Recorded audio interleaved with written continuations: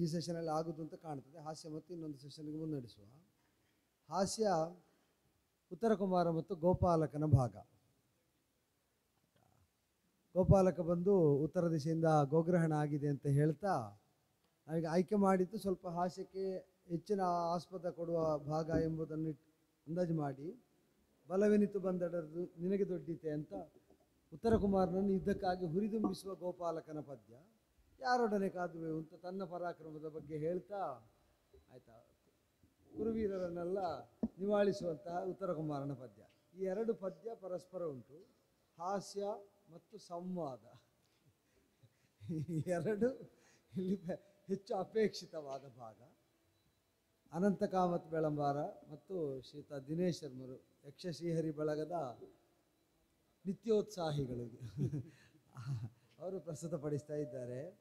ನಾನು ಹಾಗೆ ಹೇಳಬೇಕು ಅಂತ ಭಾವಿಸಿದ್ದು, ಸಭಾಸದರಾಗಿ ಇವತ್ತು ತುಂಬ ಜನ ಹೊಸಬರು ಬಂದದ್ರಿಂದ ಇಲ್ಲಿ ಆಗ ರಾಮ ಹೇಳಿದವರು, ದಯವಿಟ್ಟು ಅವರು ಇದ್ದವರ ಒಂದು ಹೆಸರು ಹೇಳಬೇಕು ಸಭೆಗೆ. ಶ್ರೀರಾಮ್ ಗಿರೀಶ್.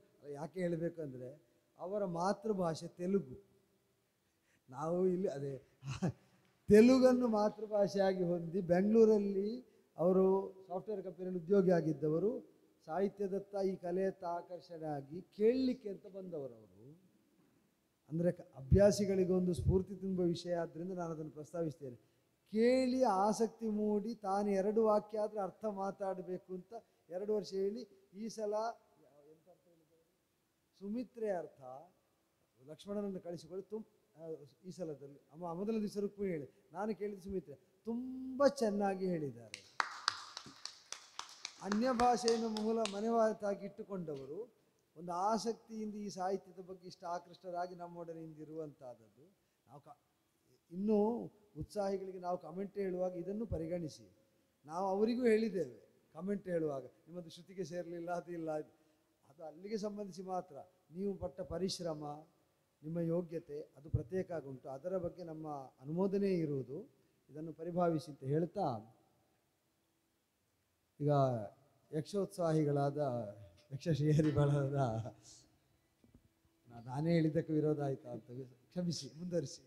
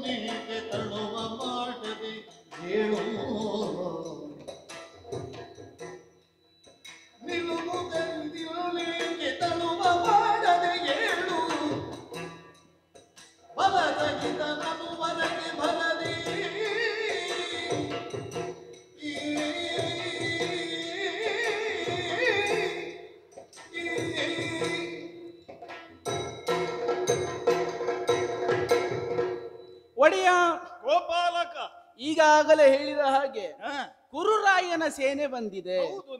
ಆನೆ, ಕುದುರೆ ಮುಂತಾದ ಸೇನೆಗಳೆಲ್ಲ ಸಮುದ್ರೋಪಮವಾಗಿ ಬಂದಿದೆ ಎಂಬುದಾಗಿ ಈಗಾಗಲೇ ಹೇಳಿದ್ದೇನೆ. ಚತುರಂಗ ಸೇನೆ ಬಂದಿದೆ. ತಮ್ಮಲ್ಲಿ ಮಾತಾಡುವಾಗ ನನಗೀಗ ಅನಿಸುವುದು ಒಡೆಯ, ಏನು ಅವರಿಗೆ ಯಾರು ತಪ್ಪು ಸುದ್ದಿ ಕೊಟ್ಟಿದ್ದಾರೋ ಅಂತ. ಸುಳ್ಳು ಸುದ್ದಿ ಏನು? ಇದು ನಮ್ಮಲ್ಲೇ ಮೊದಲು ಎನ್ನುವ ಹಾಗೆ ಏನು ಸುಳ್ಳು ಹೇಳಿದ್ದಾರೆ ಅವರಲ್ಲಿ. ಯಾಕೆ ನಿನಗೆ ಈ ಸಂಶಯ? ಈ ಸಣ್ಣ ಬುದ್ಧಿಯವರೆಲ್ಲೋ ತಿರುಗಾಟಕ್ಕೆ ಹೋಗಿದ್ದಾರೆ ಎನ್ನುವುದಾಗಿ ಸುದ್ದಿ ಕೊಟ್ಟಿದ್ದು. ಇಲ್ಲದ್ರೆ ಬರ್ಲಿಕ್ಕುಂಟ ಒಡೆಯ ಅವರು. ಸಣ್ಣ ಬುದ್ಧಿಯವರಂತ ಹೇಳಿದ್ರೆ ಮತ್ತೆ ನಾನೀಗ ವಿರಾಟನ ಮಗ ಉತ್ತರ ಅಂತೇಳಿ ನಾನು ನಿಮ್ಮ ಎದುರಿಗೆ ಹೇಳಿಕೆ ಆಗ್ತದ? ಅಲ್ಲ, ಈಗ ಹೇಳಿ ಆಯ್ತಲ್ಲ.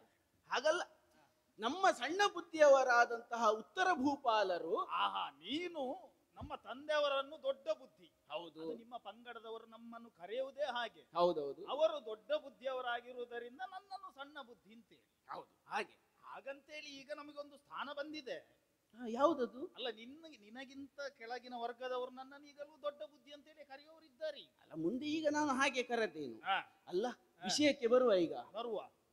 ಅವರಿಗೆ ಸುಳ್ಳು ಸುದ್ದಿ ಹೋಗಿ ಇಲ್ಲದಿದ್ರೆ ಅವರಿಗೆ ಒಂದು ಧೈರ್ಯ ಬೇಡುವ ಸ್ವಾಮಿ. ಬಂದಂತವರು ನಿನ್ನೆ ಅಲ್ಲ ಹೇಳಲಿಕ್ಕೆ ನಾನು ಹೇಳಬಾರದು. ಅಲ್ಲ ಈಗ ನೀನು ಹೇಳದಿದ್ರೆ ಆಗುದಿಲ್ಲ. ಪಾಪದ ಮುದುಕ ನಿಮ್ಮ ಅಪ್ಪನಲ್ಲಿ ನಿನ್ನೆ ಪೆಟ್ಟು ತಿಂದು ಓಡಿದವರಲ್ವ? ಅಲ್ಲ ಈಗ ನೀನು ಮುದುಕ ಅಂತ ಹೇಳುವಷ್ಟು ಈಗ ಅವರಿಗೆ ಪ್ರಾಯ ಆಯ್ತಾ? ಮತ್ತೆ ಹೇಳದಿದ್ರೆ ಉಪಾಯ ಇಲ್ಲ, ಯಾಕಂದ್ರೆ ಅವರು ಮುದುಕವೇ. ಅಷ್ಟು ವಯಸ್ಸಾದವರೊಡನೆ ಪೆಟ್ಟು ತಿಂದು ಹೋದವರು ಈಗ ತೆಂಕಿನಿಂದ ಆಗುದಿಲ್ಲ ಬಡಗಿನಿಂದ ಬರುವ ಅಂತ ಹೇಳಿ ಯಾವ ವಿಭಾಗದಿಂದ ಬಂದಿದ್ದಾರೆ. ಉತ್ತರ ಭಾಗದಿಂದ ಬಂದವರಿಗೆ ಒಂದು ಉತ್ತರ ಸಿಗಬೇಕಲ್ಲ ಒಡೆಯ? ಹೌದು, ಸಿಗಬೇಕು. ಹಾಗಾಗಿ 2 ಕೋಡುಳ್ಳಂತಹ ಅದ್ಭುತವಾದಂತಹ ಕುದುರೆಗಳನ್ನೆಲ್ಲ ತಂದು ರಥಕ್ಕೆ ಕಟ್ಟಿದ್ದೇನೆ. ಒಂದು ವಿಷಯ ಹೇಳ್ತೇನೆ. ಎಂತದ್ದು? ನಿನಗೆ ಉತ್ತರ ಕುಮಾರನೊಂದಿಗೆ ಮಾತಾಡುವಾಗ ಮಾತಿನಲ್ಲಿ ಅದನ್ನು ಸೇರಿಸಬೇಕು, ಇದನ್ನು ಸೇರಿಸಬೇಕು, ವಿಶೇಷಣಗಳನ್ನು ಸೇರಿಸಬೇಕು ಅಂತ ಹೇಳಿದ್ರೆ ಅದಕ್ಕಿದು ವೇದಿಕೆ ಅಲ್ಲ ಪುಣ್ಯಾತ್ಮ. ನೀನು ತಂದದ್ದು ಯುದ್ಧದ ವಿಷಯವನ್ನು. ಹೌದೌದು. ಈಗ ಯುದ್ಧದಲ್ಲಿ ನಾನು ಮುಂದುವರೆದ್ರೆ ಈಗ ನಾಳೆ ನಮ್ಮ ಪ್ರಜೆಗಳು ನಮಗೊಂದು ಹೊಸ ಬಿರುದು ಕೊಡ್ಲಿಕ್ಕಿಲ್ವಾ? ಏನು? ಯುದ್ಧೋತ್ಸಾಹಿಗಳು ಅಂತ ಹೇಳಿ. ಹೌದೌದೌದು. ಹಾಗಾಗಿ ಆ ವಿಷಯವನ್ನು 2 ಕೋಡಿನ ಕುದುರೆ ಅದೆಲ್ಲ ಬೇಕಂತಿಲ್ಲ. ಅಲ್ಲಲ್ಲ, 2 ಕೋಡಿನದ್ದೇ ಕುದುರೆ ತಂದದ್ದು. ತಲೆಯಲ್ಲಿದ್ದ ಕೋಡಲ್ಲ ಅದು. ಮತ್ತೆ ಹೆಸರಿನಲ್ಲಿ ಕಕ್ಕೆ ಒಂದು ಕೋಡು, ದಕ್ಕೆ ಒಂದು ಕೋಡು. ಅದು ಕುದುರೆ, ಅದು 2 ಕೋಡಿನ ಕುದುರೆ. ಅದನ್ನ ಕಟ್ಟಿದ್ದೇನೆ.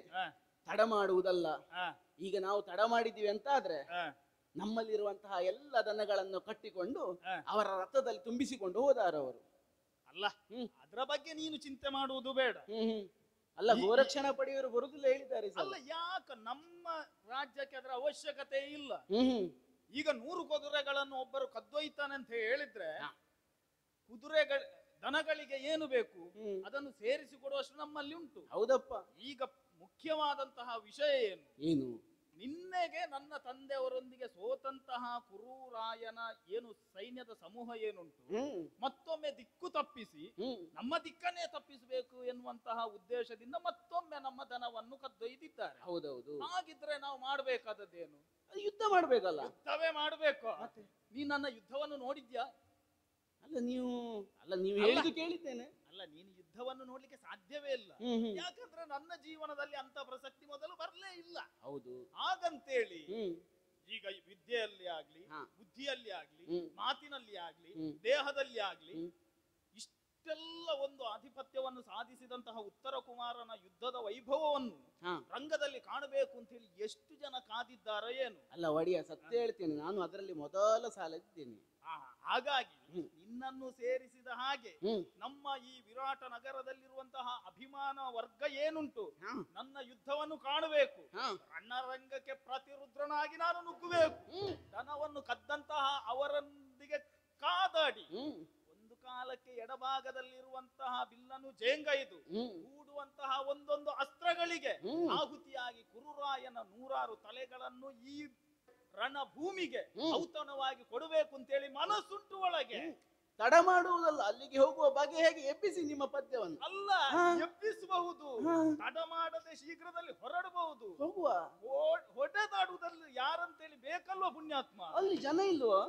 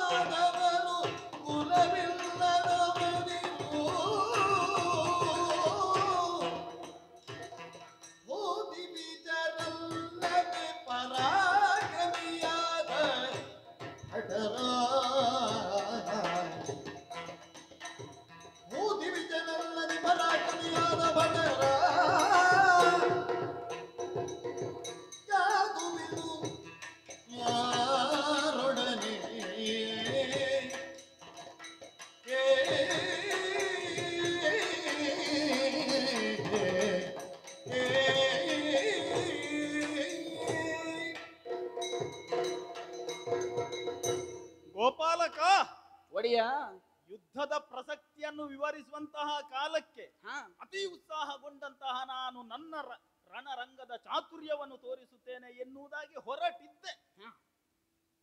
ಹೊರಟಂತಹ ನಾವು ಕೇವಲ ಯುದ್ಧಮುಖವಾಗಿ ಹೊರಡುವುದ? ಒಂದು ರಾಜ್ಯವನ್ನು ಆಳುವಂತಹ ಉತ್ತರದಾಯಿತ್ವವನ್ನು ಹೊಂದಿರುವವರ ಮಗ ನಾನು. ಕೇವಲ ಶಸ್ತ್ರವನ್ನು ಹಿಡಿದು ಹೋರಾಡುವುದಲ್ಲ, ಶಾಸ್ತ್ರವನ್ನು ನಾವು ನೋಡ್ಬೇಕಾಗ್ತದೆ. ಓ, ಈಗ ಶಾಸ್ತ್ರ ಓದಿ ನೀವು ಹೊರಡುದ? ಹೌದಪ್ಪ. ಈಗ ಶಾಸ್ತ್ರದಲ್ಲಿ ಏನು ಹೇಳಿದೆ ಹೇಳು? ನಾನು ಓದ್ಲಿಲ್ಲ ಒಡೆಯ. ಅಲ್ಲ, ನಿನಗೆ ಗೊತ್ತಿಲ್ಲ ಅಲ್ವಾ? ಇಲ್ಲಪ್ಪ. ಹಾಗಾದ್ರೆ ನಾನು ಹೇಳ್ತೇನೆ. ದೃಷ್ಟಿಪೂತಂ ನ್ಯಾಸೇತ್ಪಾದಂ. ಅದು ಅಲ್ಲ, ಅರ್ಥ ನಾನು ಹೇಳ್ತೇನೆ. ಕಾಲಿಡುವುದಕ್ಕಿಂತ ಮೊದಲಾಗಿ ಕಣ್ಣಿಡಬೇಕು. ಕಣ್ಣನ್ನು ತೆಗೆದುಕೊಂಡು ಹೋಗಿ ಅಲ್ಲಿ ಇಡುದ? ಅಲ್ಲ, ಹಾಗೆಲ್ಲ ನಾವು ಹೋಗುವಂತಹ ಪಥದ ನಿರ್ದೇಶನ ನಮಗಿರ್ಬೇಕು. ಸರಿ ಸರಿ ಸರಿ. ಈಗ ನಮ್ಮ ಮಾತನ್ನು ವಿಮರ್ಶೆ ಮಾಡುವವರಿಲ್ವೋ? ಹೌದಪ್ಪ. ಹಾಗಂತೇಳಿ ನಮ್ಮ ದಾರಿಯನ್ನು ವಿಮರ್ಶೆ ಮಾಡುವವರಿಲ್ವೋ? ಹೌದಪ್ಪ. ಈಗ ಉತ್ತರನು ಕುಮಾರನ ಜೀವನದಲ್ಲಿ ಅಪೂರ್ವವಾದಂತಹ ಒಂದು ಪ್ರಸಂಗ ಬಂದು ಒದಗಿದೆ. ಅದರಲ್ಲಿ ಅವನು ಯಾವ ರೀತಿಯಲ್ಲಿ ವ್ಯವಹರಿಸಿದ ಸುವರ್ಣಾಕ್ಷರದಲ್ಲಿ ಬರೆದೇ ಇಡಬೇಕಾದಂತಹ ಪ್ರಸಂಗ ಅಲ್ವೇನೋ? ಹೌದೌದು. ಹಾಗಾಗಿ ಹೊರಡುವಂತಹ ಕಾಲಕ್ಕೆ ನಾನು ಯೋಚನೆ ಮಾಡುವುದು, ಈಗ ದನವನ್ನು ಬಿಡಿಸಬೇಕು, ಹೌದು. ಕದ್ದಂತವರಿಗೆ ಶಿಕ್ಷೆ ಆಗ್ಬೇಕು, ಹೌದು. ಹೋರಾಡುವಂತಹ ಕಾಲಕ್ಕೆ ಈಗ ಉತ್ತರ ಕುಮಾರ ಯಾರ ಹತ್ರ ಹೋರಾಡುದು ಅಂತ ಹೇಳಿ ಬೇಕಲ್ವಾ? ಅಲ್ಲಿ ಸೈನ್ಯ ಬಂದಿದೆ. ಸೈನ್ಯ ಬಂದಿದೆ ಅಂತ ಹೇಳಿ ಸೈನ್ಯದೊಂದಿಗೆ ಹೋರಾಡುವುದ? ಈಗೊಂದು ಸರಸಕ್ಕೆ, ಒಂದು ಸಂಭಾಷಣೆಗೆ, ಸಂಬಂಧಕ್ಕೆ ಅದಕ್ಕೆ ಒಂದು ಸಮಾನ ದಾಯಿತ್ವ ಅಂತ ಹೇಳಿ ಬೇಡುವ? ಸಮಾನತೆ ಅನ್ನೋದು ಬೇಡುವ? ಹಾಗೆಲ್ಲ ಉಂಟ ಒಡೆಯ? ಮತ್ತೆ ಈಗ ಮತ್ತೆ ನನ್ನನ್ನು ಅವರು ಬಡ್ದು ಕಳಿಸಿದ್ದು? ಅಲ್ಲಲ್ಲ, ಹಾಗೆಲ್ಲ. ನಿನ್ಗೆ ಬಡ್ದದ್ದು ಅದು ಯುದ್ಧ ಅಂತ ಹೇಳಿ ಆಗ್ತದ? ಬಡಿಯುವುದಕ್ಕೆ ಸಮಾನತೆ ಬೇಕಂತ ಹೇಳಿಲ್ಲ. ಬೇಡದ್ದು ಮಾಡಿದ್ರೆ ಯಾರು ಬಡಿ. ಅಲ್ಲ, ನಾವೊಂದು ಕೆಲಸ ಮಾಡುವ, ನಾವು ಹೋಗಿ ಬಡಿಯುವ. ಯಾರು? ಈಗ ನೀವು ಹೋಗಿ ಬಡೀರಿ. ಈಗ ಪುಣ್ಯಾತ್ಮ, ನಿನಗೆ ಅದು ಹೇಳಿದ್ರೆ ಅರ್ಥ ಆಗ್ಲಿಕ್ಕಿಲ್ಲ. ಸರಿ. ಯಾಕಂತ ಹೇಳಿದ್ರೆ ಹೋರಾಡುತ್ತಿರುವವನು ಈ ಪಕ್ಷದಲ್ಲಿ ಯಾರು? ಉತ್ತರ ಭೂಪಾಲ. ಉತ್ತರ ಭೂಪಾಲ. ಆ ಕಡೆಯಿಂದ ಯಾರು? ಒಂದು ಸ್ವಲ್ಪವೂ ಕೂಡ ಯೋಚನೆ ಮಾಡದೆ ನೇರವಾಗಿ ಹೊಡೆದಾಡಿದ್ರು ಅಂತ ಹೇಳಿದ್ರೆ ಆಗ್ತದ? ಅಯ್ಯೋ, ಅಲ್ಲಿ ತುಂಬಾ ಜನ ಇದ್ದಾರೆ ಒಡೆಯ. ತುಂಬಾ ಜನ ಅಂತ ಹೇಳಿದ್ರೆ ನೀನೀಗ ಯಾರನ್ನೆಲ್ಲ ಗುರುತಿಸಿದ್ದಿ? ನಿನಗೆ ಯಾರೆಲ್ಲ ತಿಳಿದಿದ್ದಾರೆ ನೋಡುವ? ಅಲ್ಲಿ ಒಬ್ಬ ವಯಸ್ಸಾದವರು ಹಿರಿಯರಿದ್ದಾರೆ, ಕೂದಲೆಲ್ಲ ಬೆಳ್ಳಗಾಗಿದೆ ಅವರದ್ದು. ಭೀಷ್ಮ ಪಿತಾಮಹರು ಅಂತ ಹೆಸರು ಅವರದ್ದು. ಅವರಾಗ್ಲಿಕ್ಕಿಲ್ವಾ ನಿಮ್ಮೊಡನೆ? ಈಗ ಆ ಸೇನೆಯಲ್ಲಿ ಭೀಷ್ಮಾಚಾರ್ಯರು ಬಂದಿದ್ದಾರೆ. ಹೌದು, ಅವರಿಗೆ ವರ ಉಂಟಂತೆ ಒಂದು. ಅವರು ಉಸಿರು ಬಿಡುವ ಮೊದಲು ಸಾಯುವುದಿಲ್ಲಂತೆ. ಅಲ್ಲ, ಎಂತದ್ದು ವರ ಇರ್ಲಿ, ಭೂವರನೊಂದಿಗೆ ಅದೆಲ್ಲ ನಡಿಲಿಕ್ಕಿಲ್ಲ. ಈಗ ನನ್ನೊಂದಿಗೆ ಹೋರಾಡುವುದಕ್ಕೆ ಅವರ ಅದಾಗ್ಲಿಕ್ಕಿಲ್ವ? ಅಲ್ಲ, ಆಗ್ಲಿಕ್ಕಿಲ್ಲದೇನು. ಈಗ ಭೀಷ್ಮಾಚಾರ್ಯರು ನಮಗೂ ಕತೆ ಗೊತ್ತುಂಟು. ನಿಂತ ನಿಲುವಿನಲ್ಲಿ ಗಂಧರ್ವ ಲೋಕವನ್ನು ಬೆದರಿಸಿದವರಂತೆ, ಸುರತರಂಗಿಣಿ ತನಯರಂತೆ. ಹಾಗಂತೇಳಿ ನನ್ನೊಂದಿಗೆ ಹೋರಾಡದ ಅವರಾಗ್ಲಿಕ್ಕಿಲ್ಲ. ಮೊದಲ ಯುದ್ಧವೇ ಒಂದು, ಅವರು ಯೌವನ ಮಾದವರು, ವಯಸ್ಸಾದವರು. ಈಗ ನಾನು ಒಂದು ಪಕ್ಷದಲ್ಲಿ, ಈಗ ಅವರೊಂದಿಗೆ ಹೋರಾಡುವಂತಹ ಕಾಲಕ್ಕೆ ಮಾತಿನ ಯುದ್ಧ ಎಲ್ಲ ನಡೆಯಲಿಕ್ಕೆ ಉಂಟಲ್ವ? ಹೌದೌದು. ಮಾತಲ್ಲಿಯೇ ಸೋತ. ಮತ್ತೆ ಇನ್ನೊಂದು ಏನು, ಅವರು ಕೂಡ ಅಷ್ಟೇ. ಈಗ ಅವರು ಯುದ್ಧ ಮಾಡಿದಂತಹ ಪ್ರಸಂಗ ಯಾವುದು ಅಂತ ಕೇಳಿದ್ರೆ ನಮಗೆ ಒಂದೆರಡು ಪ್ರಸಂಗ ಸಿಗ್ತದೆ. ಹೌದು. ಅಲ್ಲಿ ಕೂಡ ಅವರು ನಿಂತ ನಿಲುವಿನಲ್ಲೇ ಸೇರಿದಂತಹ ಅರಕುವರನನ್ನು ಬೆದರಿಸಿದ್ದು ಬಿಟ್ರೆ ಯುದ್ಧ ಮಾಡಿದ್ದಾರಂತ ಕೇಳಿದ್ರೆ ಯುದ್ಧ ಮಾಡಿದ್ದು ಕೇಳುವುದಿಲ್ಲ. ಮತ್ತೆ ಇನ್ನೊಂದುಂಟು, ಅದು ಭೀಷ್ಮ ವಿಜಯ. ಅದು ನನಗೆ ವಿಷಯ ಗೊತ್ತುಂಟು. ಅದು ನಿಜವಾಗಿ ಅಂತ ಹೇಳಿದ್ರೆ ಭೀಷ್ಮ ವಿಜಯವಲ್ಲ, ಅದು ಗುರು ಕಾರುಣ್ಯ. ನೋಡು, ನಿನ್ನಂತವನಿಗೆ ಅರ್ಥ ಆಗ್ತದೆ. ಅದು ಸುಮಾರು ಸಲ ನಾವು ಕೇಳಿ ಆಗಿದೆಯಲ್ಲ. ಕೇಳಿ ಆಗಿದೆ. ಮತ್ತೆ ಪರಶುರಾಮರಲ್ಲಿ ಸೋಲದೆ ಇದ್ರೆ ಶಿಷ್ಯನಿಗೆ ಕಲಿಸಿದ್ದು ಕಡಿಮೆ ಅಂತ ಹೇಳಿ ಆದಿತ್ತು ಅಂತ ಹೇಳಿ ಒಳ ಒಪ್ಪಂದ. ಹಾಗಾಗಿ ಪ್ರಾಯ ಹೊಂದಿದಂತಹ ಅವರೊಂದಿಗೆ ಹೋರಾಡುವಾಗಿಲ್ಲ. ಮತ್ತೆ ಇನ್ನೊಂದು ನೋಡು, ಹುಟ್ಟಿದ್ದು ಕ್ಷತ್ರವಂಶಜರಾಗಿ ಆಚಾರ್ಯ ಪದವಿಯನ್ನು ಏರಿದ್ದಾರೆ. ಇಷ್ಟು ಪದವಿಯನ್ನು ಏರಿದಂತಹ ಅವರು ಕೊನೆಗಾಲದಲ್ಲಿ ಅಲ್ಲ, ನನ್ನ ಆಯುಧದಿಂದ ಸಾಯ್ತಾರೋ ಬಿಡ್ತಾರೋ ಬಿಡುವ, ಈ ಯುವಕನೊಂದಿಗೆ ಹೋರಾಟ ಸಾಗದೆ ನನಗಿನ್ನು ಜೀವನವೇ ಬೇಡ ಅಂತೇಳಿ ಒಂದು ಸಾರಿ ಎನಿಸಿದ್ರೆ ಸಾಕಲ್ವ ಪುಣ್ಯಾತ್ಮ? ಅಲ್ಲಿಗೆ ಸಾಯ್ತಾರೆ, ಅಲ್ಲಿಗೆ ಸಾಯ್ತಾರೆ. ಮತ್ತೆ ಇಚ್ಛಾಮರಣಿಗಳಲ್ವಾ ಅವರು? ಇಚ್ಛಾಮರಣಿಗಳು ತುಚ್ಛವಾಗಿ ಸಾಯುವುದು ಬೇಡ. ಹಾಗಾಗಿ ಭೀಷ್ಮಾಚಾರ್ಯರೆಲ್ಲ ಆಗ್ಲಿಕ್ಕಿಲ್ಲ. ಅವರು ಆಗುದಿಲ್ಲ ಅಂತ ಆದ್ರೆ ಇನ್ನೊಬ್ಬರಿದ್ದಾರೆ. ಯಾರು? ಹಂತಕಾರಿಯಾದಂತಹ ಕರ್ಣ. ಅದು ಗೊತ್ತುಂಟು. ವೀರನು ಕಲಿಕರ್ಣ ಅಲ್ಲ, ವೀರನು ಉತ್ತರ ಕುಮಾರ. ಅಲ್ಲಿಗೆ ಒಂದು ಹೊಂದಾಣಿಕೆ ಆಯ್ತು. ಹೌದು. ಅವನೊಂದಿಗೆ ಹೋರಾಡಬಹುದಲ್ವಾ? 4 ಬಡಿಬಹುದು. ಪರೀಕ್ಷಾ ರಂಗದಲ್ಲಿ ಅರ್ಜುನನ ಸಮದಂಡಿಯಾಗಿ ಅರ್ಜುನ ತೋರಿಸಿದಂತಹ ಎಲ್ಲವನ್ನು ಕೂಡ ನಾನು ತೋರಿಸ್ತೇನೆ ಎನ್ನುವುದಾಗಿ ಹೊಂತಕಾರಿಯಾಗಿ ಬಂದವ. ಅವನೊಂದಿಗೆ ಆಗುದಿಲ್ಲ. ಕರ್ಣನೊಂದಿಗೆ ಆಗುದೇ ಇಲ್ಲ. ಭೀಷ್ಮಾಚಾರ್ಯರೊಂದಿಗೆ ಹೋರಾಡುವಂತಹ ಒಂದು ಮನಸ್ಸಾದ್ರೂ ಸಂಕಲ್ಪ ಆದ್ರೂ ಮಾಡಿ ಏನು ಇವನೊಂದಿಗೆ ಅದು ಮಾಡ್ಲಿಕ್ಕಿಲ್ಲ ನಾನು. ಆಗುದಿಲ್ವ ಒಡೆಯ? ಇಲ್ಲಪ್ಪ. ಯಾಕೆ? ಯಾಕೆ ಅದು ನನಗೆ ನೆನಪಾಯ್ತು. ಪರೀಕ್ಷಾ ರಂಗದ ಪ್ರಸಂಗ. ಪರೀಕ್ಷಾ ರಂಗದಲ್ಲಿ ಪಾರ್ಥ ತೋರಿದ ಏನೆಲ್ಲ ವಿದ್ಯೆಗಳುಂಟು ಅದೆಲ್ಲವನ್ನು ಕೂಡ ನಾನು ತೋರಿಸ್ತೇನೆ ಎನ್ನುವುದಾಗಿ ಪರೀಕ್ಷಾ ರಂಗಕ್ಕೆ ಸಿಕ್ಕರೆ ಅಂತವ್ರು ಸಿಗಬೇಕು ಒಡೆಯ. ಯಾಕೆ? ಅವ ಮಾಡಿದ್ದೆಲ್ಲ ತೋರಿಸಿದ್ದಾನಂತೆ. ಅಲ್ಲ, ಅವನು ಮಾಡಿದ್ದೆಲ್ಲ ತೋರಿಸ್ಲಿಕ್ಕೆ ಆಗ್ಲಿಲ್ಲ. ಈಗ ವಿದ್ಯೆ ಇದ್ರೂ ಕೂಡ ಕುಲೋನ್ನತಿ ಬಲೋನ್ನತಿ ಇದೆಲ್ಲ ಬೇಡವನ. ಈಗ ನಾನು ಯುದ್ಧ ಮಾಡುವಂತಹ ಕಾಲಕ್ಕೆ ನಾನಲ್ಲಿ ರಣರಂಗದಲ್ಲಿ ಹೇಳಲಿಕ್ಕಿಲ್ವಾ, ನಾನು ಇಂಥ ಗೋತ್ರದಲ್ಲಿ ಹುಟ್ಟಿದವ, ಇಂಥ ಸೂತ್ರಕ್ಕೆ ಸೇರಿದವ, ಇಂಥವನ ಮಗ ಅಂತೇಳಿ. ಈಗ ಅವನ ಏನಪ್ಪ ಹೇಳುವುದು? ಅವನಿಗೆ ಕೃಪಾಚಾರ್ಯರು ಕೇಳುವಾಗ ಹೇಳಿದ್ದಾನೆ, ತಂದೆ ಯಾರು ಅಂತ ಕೇಳುವಾಗ ಮೇಲೆ ನೋಡ್ತಾನೆ ಏನು ಸೂರ್ಯನ ಮಗನ, ತಾಯಿ ಯಾರು ಅಂತ ಕೇಳುವಾಗ ಭೂಮಿಯನ್ನು ನೋಡ್ತಾನೆ ಏನು ಭೂಮಿಯ ಮಗನ. ಅವನನ್ನು ಕೃಪಾಚಾರ್ಯರಂತಹ ಶಾಸ್ತ್ರಜ್ಞರೇ ಬಿಟ್ಟಿದ್ದಾರೆ. ಮತ್ತೆ ಶಾಸ್ತ್ರಜ್ಞರು ಬಿಟ್ಟವರೊಂದಿಗೆ ನಾವು ಹೋರಾಡ್ಲಿಕ್ಕೆ ಆಗುದಿಲ್ಲ. ಅದು ಮೊದಲನೇ ಯುದ್ಧ. ಕರ್ಣ ಆಗ್ಲಿಕ್ಕಿಲ್ಲ. ಅವರು ಆಗುದಿಲ್ವ ಈಗ? ಕುಲವಿಹೀನನು ಕರ್ಣ, ಕುಲೋದ್ಧಾರಕನು ಉತ್ತರ ಕುಮಾರ, ಅದೆಲ್ಲ ಆಗ್ಲಿಕ್ಕೆ ಉಂಟು. ಇದು ಪ್ರಸಂಗವೇ ಬೇರಾಗ್ಲಿಕ್ಕೆ ಉಂಟಾ ಅಂತ ಈಗ? ಹಾಗಂತೇಳಿ ಬೇರಾದ್ರೂ ಕೂಡ ನಾವು ಹಾಗೆ ಸಿಕ್ಕಿದಲ್ಲೆಲ್ಲ ಹೋರಾಡ್ಲಿಕ್ಕೆಲ್ಲ ಆಗ್ಲಿಕ್ಕಿಲ್ಲ. ಕರ್ಣ ಒಡೆಯ, ಈಗ ಅವರಿಬ್ಬರನ್ನು ಬಿಡುವ. ಅವರನ್ನು ಬಿಟ್ಟದ ಈಗ ನಿಮ್ಮ ಬಾಯಿಂದಲೇ ಬಂದಂತಹ ಒಂದು ವಾಕ್ಯ, ಕೃಪಾಚಾರ್ಯರೇ ತಿರಸ್ಕರಿಸಿ ಅವರು ಬಂದಿದ್ದಾರೆ. ಕೃಪಾಚಾರ್ಯರು ಬಂದಿದ್ದಾರೆ? ಹೌದಪ್ಪ, ಅವರಿಗೆ ಹೊಡೆಯುವ. ಅವರು ವಿಶ್ವವಿದ್ಯಾಲಯದ ಕುಲಪತಿಗಳಲ್ವ ಹಸ್ತಿನಾವತಿದ್ದು? ಅಯ್ಯೋ, ಎರಡು ಉಂಟಂತೆ, ಅವರ ಕೈಯಲ್ಲಿ ಬಿಲ್ಲು ಬಾಣ ಉಂಟಂತೆ. ಕೃಪಾಚಾರ್ಯರು ಪಾಪ ಬಂಡೆಯಂತಹ ಶಿಷ್ಯರನ್ನು ಕೆತ್ತಿ ಶಿಲ್ಪಿಗಳನ್ನಾಗಿ ಮಾಡಿದವರು.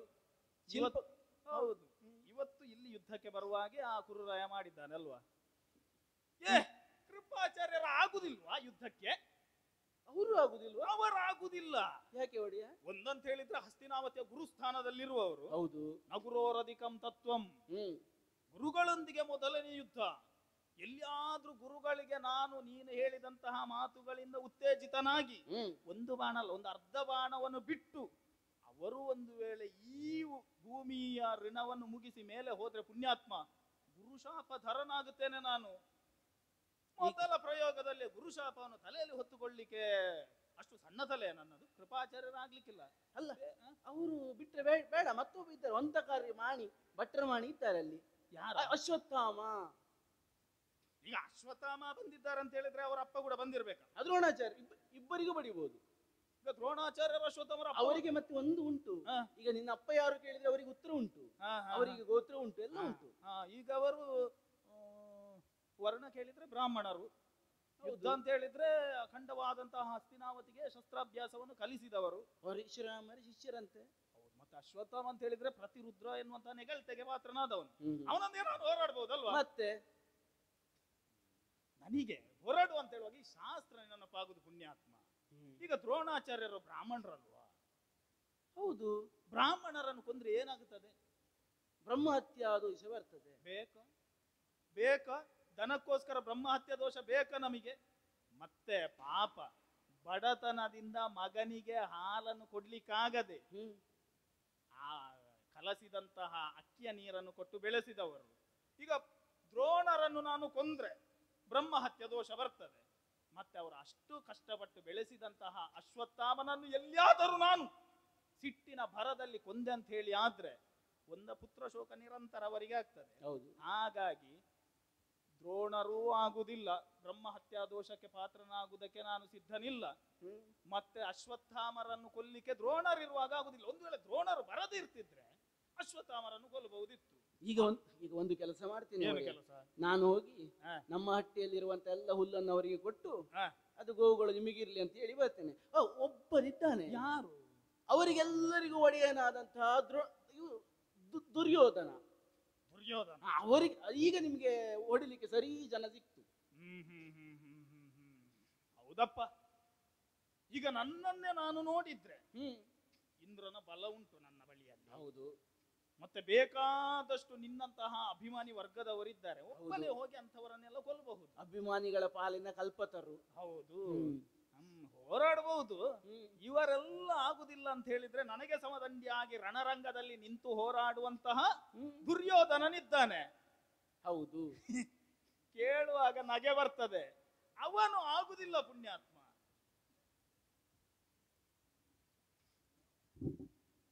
ಮಿತ್ರರು ಎನ್ನುವುದಾಗೆಲ್ಲ ಹೇಳಬಾರದು.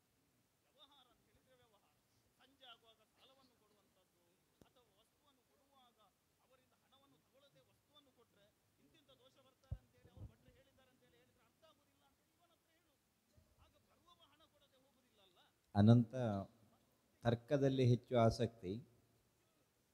ಆದರೆ ಅನಿರೀಕ್ಷಿತವಾಗಿ ಸಿಕ್ಕಿದಂತಹ ಗೋಪಾಲಕನನ್ನು ಚಂದ ಹೇಳಿದ. ಇನ್ನು ಸ್ವಲ್ಪ ಹೆಚ್ಚು ಮುಗ್ಧತೆ ಇದ್ದರೆ ಒಳ್ಳೆಯದಿತ್ತು. ಇಚ್ಛಾಮರಣಿಗಳು ಅಂತೆಲ್ಲ ಮೊದಲೇ ಹೇಳದೇ ಇರ್ತಿದ್ರೆ ಆಗ್ತಿತ್ತು. ಹಾಗೆ ದಿನೇಶನಲ್ಲಿ ಬೇಕಾದ ಒಂದು ಉತ್ತರ ಕುಮಾರನಿಗೆ ಬೇಕಾದಂತಹ ಉತ್ಸಾಹ ಮತ್ತು ಆ ಸ್ವಲ್ಪ ವೇಗದ ಲಯ ಅದೆಲ್ಲ ಇತ್ತು.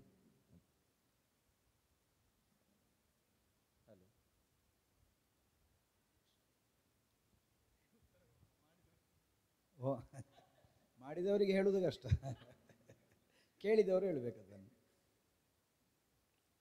ಗೋಪಾಲಕ ಮುಗ್ಧ ಆಗಬೇಕು, ಮುಗ್ಧ, ತುಂಬ ಮುಗ್ಧ ಆದರೆ ಉತ್ತರ ಕುಮಾರ ಹೈಲೈಟ್ ಆಗಲಿಕ್ಕೆ ಅವ ಮುಗ್ಧ ಆದಷ್ಟು ಒಳ್ಳೆಯದು.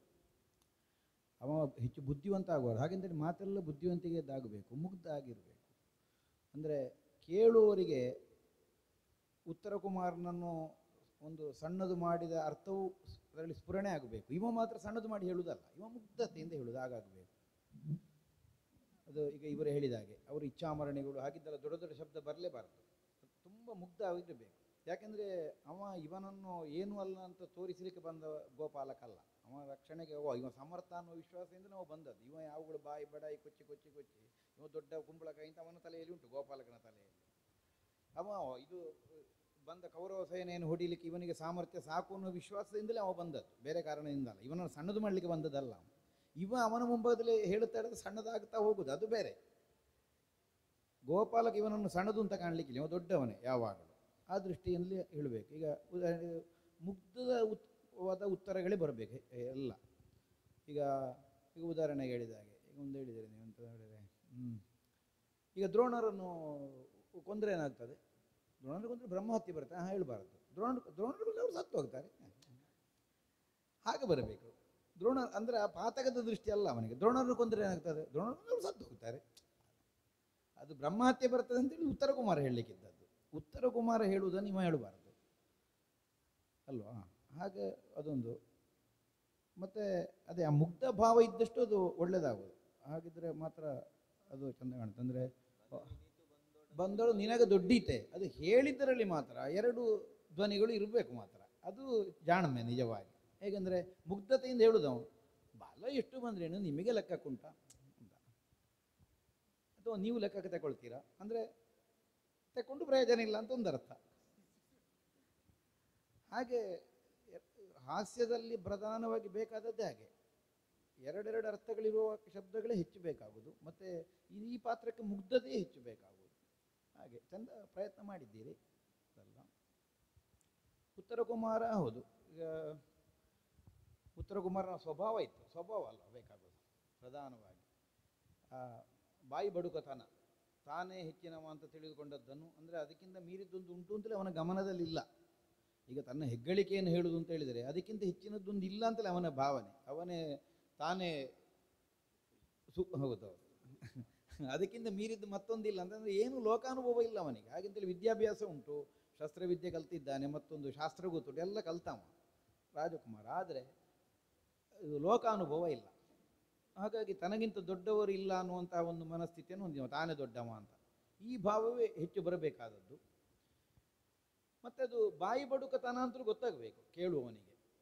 ಎಲ್ಲಕ್ಕೂ ಸರಿಯಾದ ಕಾರಣ ಕೊಟ್ಟು ನಿರಾಕರಿಸುವುದಲ್ಲ ಉತ್ತರ ಕುಮಾರ. ಈಗ ನಿರಾಕರಿಸುವಾಗ ಅದೊಂದು ಇದು ಕೇವಲ ಒಂದು ಪೇಲವವಾದ ಉದಾಹರಣೆ ಅಂತ, ಅದು ಸಮರ್ಥನೆ ಅಂತ ಕೇಳುವವನಿಗೆ ಅನ್ನಿಸಬೇಕು. ಈಗ ಈಗ ಇದು ಹೇಳಿದಾಗ ಅದು ಯಾರು ಭೀಷ್ಮರಾಗಲಿಕ್ಕೆ ಅವರು ಯವ್ವನ ಅವಲ್ಲ ಹೋಗಿ ಆಗಿದೆ ಆವತ್ತೇ ಅವರು ಮತ್ತೆಂಥದ್ದು, ಅವರು ಈಗ ಒಂದು ಹೆಸರಾದರೂ ಉಂಟು, ಅದಾದರೂ ಉಳಿಲಿ, ನಾವು ಅದನ್ನು ಹಾಳು ಮಾಡಿದ್ದು ಯಾಕೆ ಅಂದರೆ ಹೀಗೆ. ಅದು ಸರಿಯಾದ ಕಾರಣ ಕೊಡಬೇಕಾದದ್ದಲ್ಲ ಉತ್ತರ. ಸರಿಯಾದ ಕಾರಣ ಕೊಟ್ಟರೆ ಅದು ಬಾಯಿ ಬಡುಕತನ ಆಗೋದಿಲ್ಲ, ಅದು ಸರಿಯಾದ ನಿರಾಕರಣೆ ಆಗ್ತದೆ. ಬಾಯಿ ಬಡುಕತನ ಬರುವಾಗ ಆದಷ್ಟು ಅಲ್ಲ, ವಿಷಯಗಳಿದ್ದೇ ಬರುವುದು, ಅದು ಹೇಳುವ ಧ್ವನಿಯಲ್ಲಿ ಇರುವುದು ಅಂತಷ್ಟೇ, ಮತ್ತೆಂಥದ್ದಲ್ಲ. ಚಂದಾಗಿದೆ, ಒಳ್ಳೆಯ ಪ್ರಯತ್ನ. ಹಳತ್ತು ಬಿಡುವ ಸೀತಾರಾಮಯ್ಯ, ಕುಂಬಳೆ ಸುಂದರರೆಲ್ಲ ಮಾಡ್ತಾ ಇದ್ರು. ಇತ್ತೀಚಿನ ಒಂದು ಉದಾಹರಣೆ ವಿಶ್ವಣ್ಣ ಮತ್ತು ರಾಮಜೋಯಿಸ ಬೆಳ್ಳಾರೆ ಶಿರಸಿಯಲ್ಲಿ ನಡೆದದ್ದೊಂದು. ಸಂಗೀತಗಾರ ಅಥವಾ ಭಾಗವತರಿಗೆ ರಾಗಾಲಯ ಎಲ್ಲ ಹೇಳಿಕೊಡ್ಬೋದು. ಶ್ರುತಿ ಜ್ಞಾನ ಸಹಜವಾಗಿ ಕೇಳ್ಮೆಯ ಬಲದಿಂದ ರೂಢಿಯಾಗಬೇಕಾದ ಒಂದು ಅಂಶ. ಅರ್ಥಗಾರಿಕೆಯಲ್ಲೂ ಹಾಸ್ಯ ಪ್ರಜ್ಞೆ ಎಂಬುದು ಅದು ತುಂಬ ಹೇಳಿಕೊಟ್ಟು ಡೈರೆಕ್ಷನ್ ಮಾಡಿ ಬರಬಹುದಾದ ಅಂಶ ಅಲ್ಲ. ಈಗ ಆಂಗಿಕವಾದ ಅಭಿನಯಗಳು ಅದು ಹೇಳಿಕೊಟ್ಟು ಬರ್ಬೋದು, ಆಯಿತಾ. ವಾಚಿಕವಾದಂತಹ ಅಂಶಗಳನ್ನು ನಾವು ಸೂಚಿಸಬಹುದು, ಆದರೆ ಪ್ರಕಟ ಆಗಬೇಕಾದ ರಸವನ್ನು ಹೇಗೆ ಹೇಳಿದರೆ, ಯಾವ ಪಾಕದಲ್ಲಿ ಹೇಳಿದರೆ ಹಾಸ್ಯೋತ್ಪತ್ತಿ ಆಗುತ್ತದೆ ಎಂಬುದು ಅವರವರ ಪ್ರಜ್ಞೆಗೆ. ಅದೀಗ ನಾವು ಓದಿದ್ರಿಂದ ಜ್ಞಾನ ಬಂದಿತ್ತು, ಪ್ರಜ್ಞಾ ಜಾಗೃತಿ ಎಂಬುದು ಅವರವರಲ್ಲೇ ಆಗಬೇಕಾದ್ದು. ಎಲ್ಲ ಘಟಕದಲ್ಲುಂಟು. ಆದರೆ ಏನೆಲ್ಲ ಬೇಕು ಅಂತ ಆಡ್ಬೋದು. ಹಾಸ್ಯರಸವನ್ನು ಇಟ್ಟುಕೊಂಡು ಈಗ ಇವರೆಲ್ಲ ಹೇಳಿದ ಹಾಗೆ ಯಾವ ಗುಣಾತ್ಮಕವಾದ ಹಾಸ್ಯಕ್ಕೆ ಪೂರಕವಾದ ಅಂಶಗಳುಂಟು ಅಂತ ನೋಡಿದ ಹಾಗೆ ಇನ್ನೇನೇನು ಸೇರಬೇಕು ಅಂತ ನೋಡಿದರೆ, ಒಂದು ಭಾಷೆಯಲ್ಲಿ ಮತ್ತು ಭಾವದಲ್ಲಿರುವ ಅಂತರಗಳು. ಒಂದು ಅರಗುವರನ ಪಾತ್ರ, ಅದು ಒಂದು ಗೋಪಾಲಕನ ಪಾತ್ರ, ಅದನ್ನು ನಾವು ಥ್ರೂ ಔಟ್ ಮೇಂಟೈನ್ ಮಾಡಬೇಕು ಆ ಭಾಷೆ ಮತ್ತು ಭಾವದಲ್ಲಿ. ಈಗ ನಾನೇ ಹೇಳಿದರು, ಕೆಲವೊಮ್ಮೆ ಏಕಲವ್ಯನ ಪಾತ್ರ ಹೇಳ್ತೇವೆ. ಈಗ ಏಕಲವ್ಯನಿಗೆ ಅದು ಪ್ರಸಂಗದಲ್ಲೂ ಕೆಲವೊಮ್ಮೆ ಕಾಂಪ್ಲೆಕ್ಸಿಟಿ ಉಂಟು. ಏಕಲವ್ಯನ ಪದ್ಯದ ಸಾಹಿತ್ಯ ನೋಡಿದರೆ ತುಂಬ ಪ್ರೌಢ ಮಟ್ಟದಲ್ಲಿ ಉಂಟು ಕೆಲವು ಪ್ರತಿಪಾದನೆಗಳು. ಅದನ್ನು ಎಷ್ಟು ಮುಗ್ಧವಾಗಿ ಒಬ್ಬ ಬೇಡ ಮಾತಾಡಬಹುದಾದ ಭಾಷೆ ಅಂತ ಕನ್ವಿನ್ಸ್ ಆಗುವ ಹಾಗೆ. ಬೇಡರ ಭಾಷೆಯನ್ನೇ ನಾವು ಮಾತಾಡೋದಲ್ಲ ರಂಗದಲ್ಲಿ, ಕನ್ನಡವೇ ಮಾತಾಡೋದು. ದ್ರೋಣನೂ ಮಾತಾಡೋದು ಕನ್ನಡವೇ, ಸಂಸ್ಕೃತದಲ್ಲಿ ಮಾತಾಡೋದಲ್ಲ. ಆದರೆ ಇದು ಬೇಡನ ಕನ್ನಡ, ಇದು ಗುರುವಿನ ಕನ್ನಡ ಅಂತ ಸಭೆ ರಿಸೀವ್ ಮಾಡುವ ಪಾಕದಲ್ಲಿ ನಾವು ಆ ಭಾಷೆಯನ್ನು ಬಳಸಬೇಕು. ಮತ್ತು ಏರಿಳಿತಗಳು, ಈಗ ಉತ್ತರ ಕುಮಾರನ ಅವರ ಇವತ್ತು ದಿನೇಶರು ಹೇಳಿದ ಅಂಶಗಳು, ನೀವು ಹೇಳಿದ ಸಭೆ ರಿಸೀವ್ ಮಾಡಬಹುದಾದ ಹಾಸ್ಯಾತ್ಮಕವಾದ ವಾಕ್ಯಗಳೋ ಪಂಚಗಳೋ, ಅದು ಸ್ವರದ ಏರಿಳಿತದ ಜೊತೆಯಲ್ಲೇ ಬಂದರೆ ಅದರ ಪರಿಣಾಮ ಸಾಧ್ಯತೆ ಹೆಚ್ಚು. ಪ್ರಮುಖ ಎಲ್ಲ ಸನ್ನಿವೇಶದಲ್ಲೂ ಅದನ್ನು ಗಮನಿಸಬೇಕು. ಹಾಸ್ಯದಲ್ಲಿ ವಿಶೇಷತಃ ಸ್ವರದ ಏರಿಳಿತ ಮತ್ತು ಭಾಷೆಯಲ್ಲಿದ್ದಂತಹ ಅಂತರ, ಅವರು ಹೇಳಿದ ಹಾಗೆ ಅದರ ಪ್ರೌಢತೆ, ಮುಗ್ಧತೆ, ಅದು ಈ ಸನ್ನಿವೇಶವನ್ನೇ ಆಯ್ಕೆ ಮಾಡಿಕೊಟ್ಟದ್ದು ಅದೇ ಕಾರಣಕ್ಕೆ. ಅದು ಹೇಗುಂಟು ಅಂದರೆ, ಬಲವೆನಿತು ಬಂದಡರದು ಪದ್ಯಕ್ಕೆ ನೀವು ಅರ್ಥ ಹೇಳಿ ಉತ್ತರ ಕುಮಾರನನ್ನು ಉಬ್ಬಿಸಿ ಉಬ್ಬಿಸಿ ಉಬ್ಬಿಸಿ, ಅಂದರೆ ಕೇಳಿದ್ದನ್ನು ಆಧರಿಸಿ ಅವ ಅಷ್ಟು ಉಂಟು ಅಂತ ಪ್ರಾಮಾಣಿಕವಾಗಿ ನಂಬಿ ನೀವು ಹಾಗಲ್ಲೋ ಹೀಗಲ್ಲೋ ಅಂತ ಹೇಳಿ ಅವನಿಗೆ ನಿರಾಕರಿಸಲಿಕ್ಕೆ ಬಂದವರನ್ನು ಬೈಯದೆ ನಿರ್ವಾಹ ಇಲ್ಲ ಅಂತ ಮಾಡಬೇಕು. ನನಗೆ ಆ ಅನರ್ಹತೆ ಉಂಟು ಅಂತ ಅವ ಹೇಳಲಿಕ್ಕೆ ಆಸ್ಪದ ಇಲ್ಲದ ಹಾಗೆ ಹೊಗಳಿಡಬೇಕು. ಆಗ ನೆಕ್ಸ್ಟು ಅವರಿಗೆ ಯಾರೊಡನೆ ಕಾಣುವುದು ಅಂತ ಕೇಳುವುದಕ್ಕೆ ಒಂದು ಸನ್ನಿವೇಶ ತಾನಾಗಿ ನಿಮ್ಮ ಅರ್ಥದಲ್ಲಿ ಸೃಷ್ಟಿಯಾಗಬೇಕು. ಅದು ಒಟ್ಟಾಗಿ ಹಾಸ್ಯ ಸ್ಫುರಿಸಬೇಕು. ಈಗ ಒಟ್ಟಾದ ಒಂದು ಪರಿಣಾಮಕಾರಿತ್ವ ಸಿದ್ಧ ಆಗಬೇಕು ಅಂತ ಕಂಡದ್ದು.